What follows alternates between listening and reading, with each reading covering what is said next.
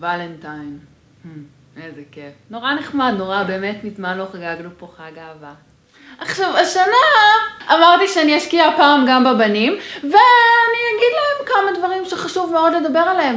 הכנתי רשימה. בקטע טוב, כן? הדבר הראשון, תאריכים.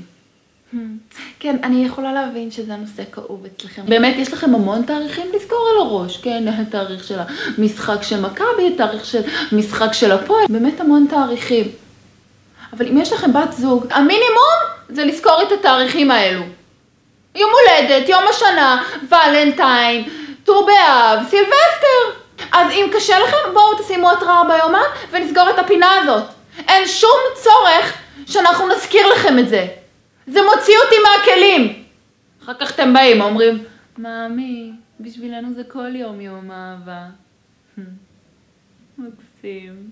הדבר השני, אם כבר זכרתם את התאריך, כן, ושלחתם פרחים וכתבתם איזו ברכה, אז בואו איזה משהו קטן, בלי ברכות מגוגל. בואו תשתמשו במילים שלכם. בסדר? אחלה. 3. ולקנות דובי זה לא מגניב, אוקיי? דובי ההורים שלנו קנו לנו כשהיינו בנות 4. ואם כבר נגיד בסדר שזכרתם את התאריך ובאתם ורציתם להפתיע את חברה שלכם ואתם מוציאים אותה לאנשהו. אז בואו גם תחשבו לאן, אוקיי? למה אתם לא יכולים קצת לחשוב?